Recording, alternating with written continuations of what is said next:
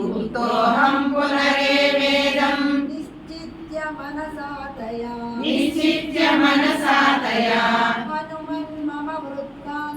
हनुमन् मम वृत्तान्तं वक्तुमर्हसि राघवे यथा श्रुत्वैव न चिरात् राहुभौ रामलक्ष्मणौ सुग्रीवसहितौ वीरौ उपेयातां तदा कुरु यद्यथा भवेदेतत् द्वामासौ जीवितं